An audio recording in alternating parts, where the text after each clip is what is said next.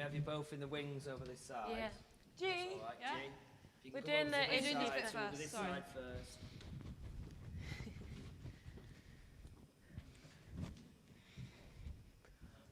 Just goodbye. Okay, so I'll just give us the intro of the kind of last paragraph. Yeah, I know, but I need my makeup. And then we'll bring in Carlo. Are we ready? Okay, so if you want to get involved with anything coming up in the Nice Centre, you can get in touch on the Facebook page, get a message sent over to us there. Alternatively, if you email niamosideas@gmail.com, and hopefully after lockdown you can pop in for a coffee and we can chat about stuff. But obviously because of the COVID situation, things are a little bit more watered down at the moment. So bear with us and we'll be back in full swing soon. Okay, so the next performance that we've got coming up is Life Between Ness and No with the Carlo Theatre. So I'm going to bring on stage for a couple of moments and some questions the Carlo Theatre. If you can have a round of applause for Carlo Theatre. Take two mics. Take the two mics. Oh, take them? Yeah, if you take them. Okay, cool. Oh, have you got? So you're just going to use those?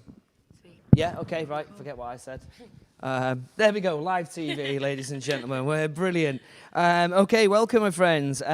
So we're about to see the play in just a few minutes. But I wondered, can you just give the viewers at home a bit of a breakdown, some general synopsis of what we can expect? So it's about a worker at the Department of Work and Pensions.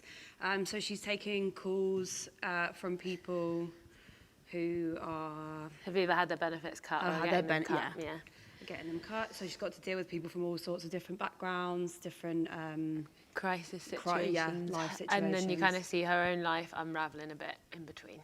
and then how she copes with that in the workplace. Yeah. Okay. Cool. So I mean, what were the sort of themes that you wanted to specifically highlight from the piece? I think one of the themes is a kind of performance of work and the kind of way in which a lot of jobs demand that people detach from their kind of humanness and their kind of emotional engagement with stuff.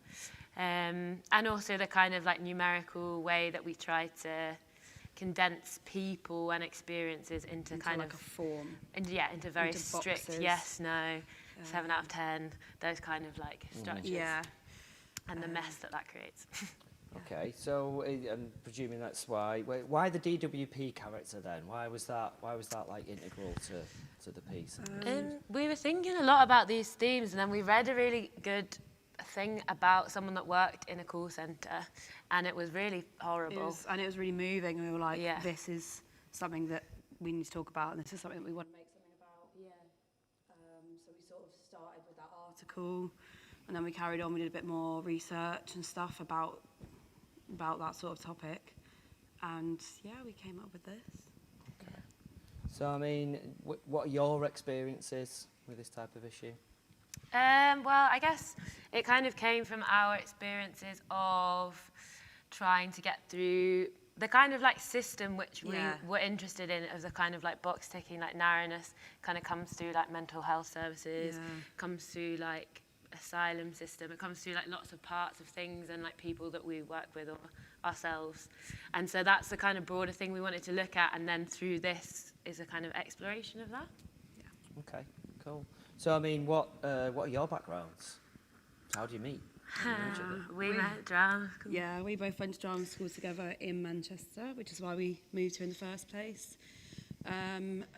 But equally, we felt a similar thing at drama school. It was a bit of a system that we were like, we wanted to make our own stuff afterwards, I think. So we did some terrible plays. We did some terrible plays whilst at drama school. So we just decided afterwards, you know what, we're going to make our own work and do topics that we actually feel are, you know, juicy topics to talk about. And yeah, we just created the theatre company after that. So have you performed this piece before? Yeah, we did it for a month at the Fringe. Yeah. And we did it. That's it. Yeah, we did it for a month at the Fringe a year ago, and we were going to do it again in one of the lost months, like June or March or something. Yeah, but then obviously COVID. Corona, so. But when we were at Fringe, it was a very tiny stage, so it's quite nice to have this massive space in Niamos and do it. It feels like a different play almost, with the amount of space we got now. Cool. Cool, good. cool. So, do you have any other projects in the pipeline? Anything coming up that we would like to hear about? Yeah, well, over lockdown, we've been like, you know, ringing each other all the time, trying to come up with some more ideas for shows after this. We've started writing one that sort of it began, we were talking about like colonialism, I guess, and how borders, how just, oh my God, Kind of dynamics of borders, I guess. But then Yeah. it kind of, it's about like the narratives of like othering, basically. Yeah, and how yeah, we yeah. manage to tell ourselves such powerful stories about people that they stop being humans and Yeah. we can disassociate so strongly from them. Yeah. So, but we're working on it. So Yeah, that's very much work in progress right now. Okay, well, yeah, keep us updated. Sounds like meaty stuff. Yes. Good creativity coming out there. Okay, well, thanks for your time. I'll let you go off Thank you. and get ready. Thank So, a big round of applause for Thank Carlo you. Theatre. Okay, so there you have it, folks. We've spoken to Plastercast. We just had the Carlo Theatre on there. So while they go off and get ready, I'll just remind everyone tonight that this is one of the NIMOS series of unfortunate events. Tonight we're presenting Stream Econ, Live or Else. First up, we've witnessed the amazing sound system, and next up, Carlo's Life Between Yes and No. But before we do that, I've been thinking a lot about the working classes, and it seems a little bit apt because we've got DWP workers and people that are claiming benefits. And it just got me thinking about how much the working classes have been shafted by austerity. And it got me thinking, I'm actually working class. You see, I live alongside the litter, the used, the abused, the misused, the trash. See, we're crass, the working class. But when you got cash to splash, oh yeah, then you want some of my ass. Want some of that working class razzmatazz. It's this year's must-have. They're so sad, the upper class. Sorry, am I not supposed to say that? My bad. But I'm just a lad, and I learnt it from my dad. He was a pretty good chap, little bit slack, never really had the knack.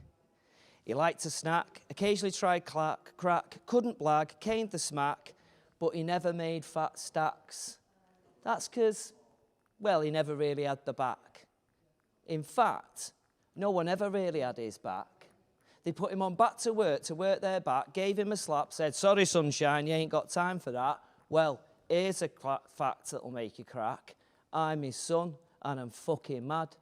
I'm fucking mad about your world of dropping bombs and your world of greedy banks. Did you really think you could create next New Year fad? Convince us all that being poor is now the next new black? Well, here's what the upper classes think of us. I got cats that sat on mats, befriended rats, on cigs we dragged, whilst dressed in drag, fighting rats, the cat sat on the mat. Fuck you. I got 6 caps for your disdain about my class. Fucking dumbass. We are the mass. Didn't they teach you about me in your posh school class where you're eating life pass? We're built to last, and your souls will have. And then we'll dance and have a laugh while inhaling nos gas. And our sound systems, they won't clash, because the energy from our mass defeats your clergy running mass. Running mass games to keep us distracted from what your real agenda is. Using psychological warfare, tricks, twists, distractions, misdirections, zero-hour contracts, reality TV, wars on the oppressed, wars based on oil, and raping the soil, and then telling us we need to watch our consumption of your poison. Gaslighting motherfuckers.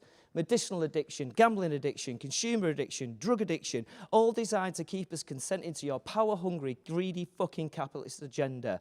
Buying and selling people like they were grain, exploiting fresh, hungry brains to inflict pain on the world for your amusement. You think we're fucking stupid? You think you can just carry on your dollar party while we sit here and do nothing, yet feed off your scraps and feel lucky? Well, fuck you. We're the working class and we're coming for you. You and your lizard class. You and your fascist upper class. You who covets thy neighbour's ass, get ready to see the real working class. Okay, so it's peace and love from me, the lousy Bowger, and Badger. My God, I'm forgetting who I am. Sorry, I get a bit stressed and ranty occasionally. So settle back now for Carlo Theatre's Life Between Yes and No.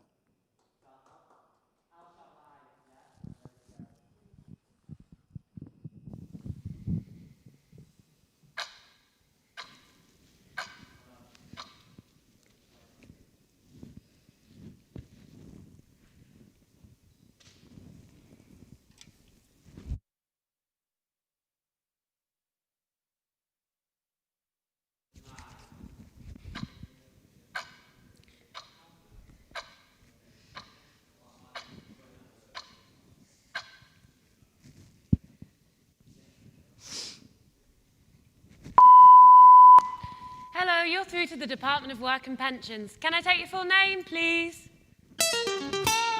I'm sorry, madam, our queues can be quite long, especially at this time of day. Can I take your full name, please? Thank you. And your date of birth? Your date of birth, madam.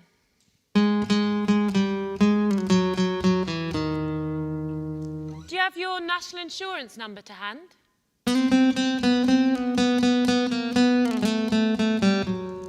Was that a 2-6? Thank you. Now, has the doctor told you special rules apply for your condition? Special rules means the doctor has told you your condition has a life expectancy of less than 6 months. I'm sorry, madam, Is that a yes or no? Madam, yes or no, please? Thank you. Any dependent children? 3? Yes, next. Yes, next. And do you have your tax credits award notice there? Madam, it does say you should have them ready before you call. Perhaps if you call back later. Madam, do you think?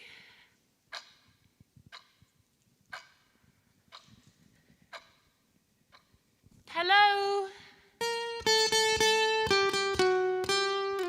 Was that a 3 at the end? Great, okay, I think we're done. No, I'm afraid I don't know when you'll hear back. I just passed the form on. We aim to be back in contact as swiftly as possible. Now, have a good day. I'm sorry, madam, there's really nothing more I can say.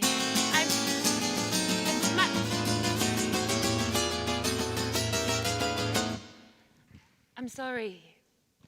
Look, you need to get fit.